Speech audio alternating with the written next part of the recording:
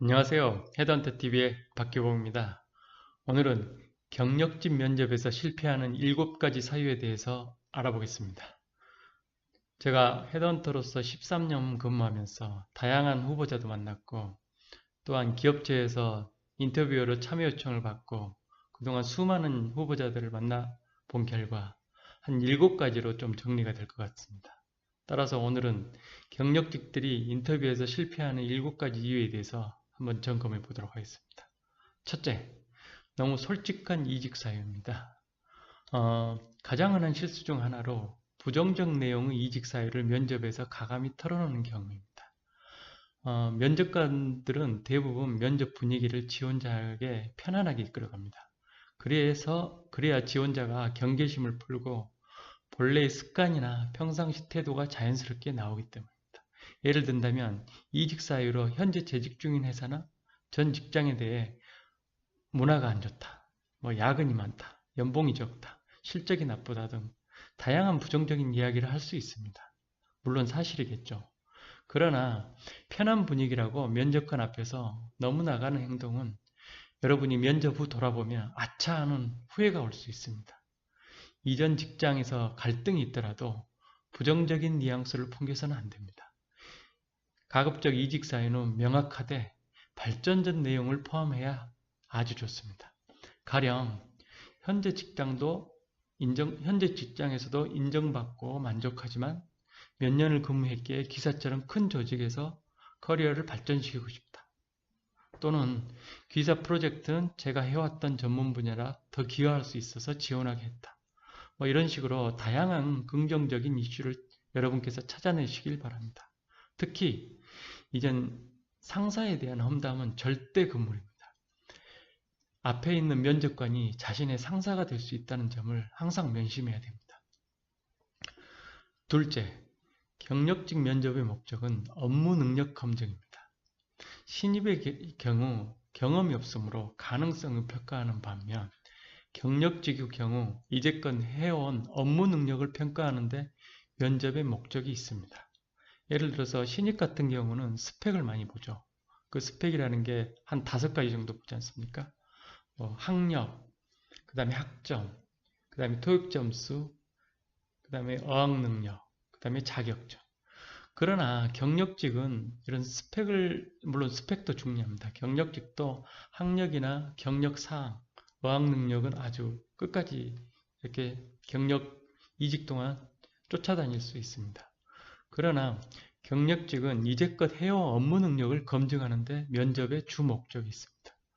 경력직 지원자는 흔한 실수 중에 하나는 내가 앞으로 잘할 수 있는 일이 아닌 경험은 없지만 또 앞으로 하고 싶은 일, 이런 것들을 강조하는 게 아닙니다. 경력직을 채용하는 이유는 숙달된 인력을 곧바로 업무에 투입해서 그 일을 어떤 프로젝트를 끝내는 게 그 회사의 의미가 있다는 점을 명심해야 합니다. 만약 지원 직무와 직결되는 경험이 부족하다면 과거의 업무에서 개연성을 최대한 살릴 필요가 있습니다. 그 과거에서 본인이 했던 업무를 꺼내서 그 포지션에 맞게 매칭할 필요가 있다는 거죠. 결론적으로 경력직은 바로 쓸 수 있는 전문가를 원한다는 사실을 잊지 말아야 합니다.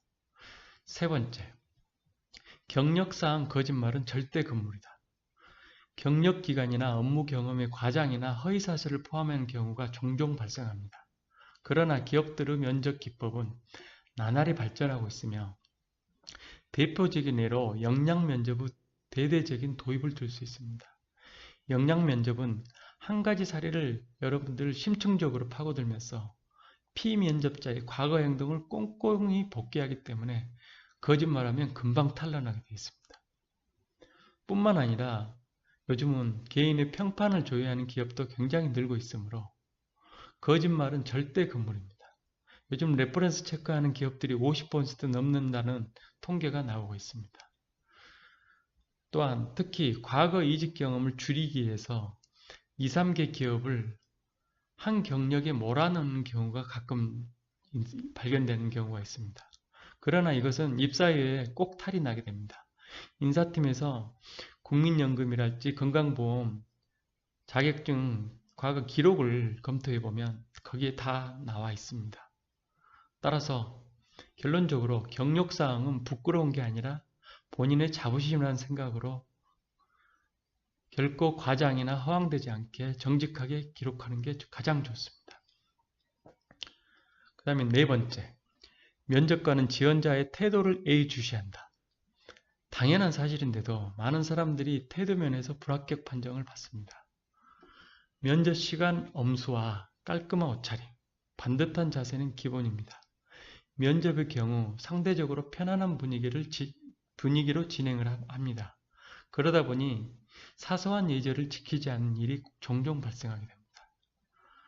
남성 지원자의 경우는 갑자기 다리를 벌린다든지 또는 상체를 뒤로 젖힌다는 듯이, 또는 여성 지원자 경우는 턱을 받친다는 듯이, 이런 사소한 습관이 면접 기간 동안은 나올 수 있습니다. 또 면접 과정에서 받은 명함을 깜빡하고 두고 오는 것도 예의에 어긋나는 겁니다.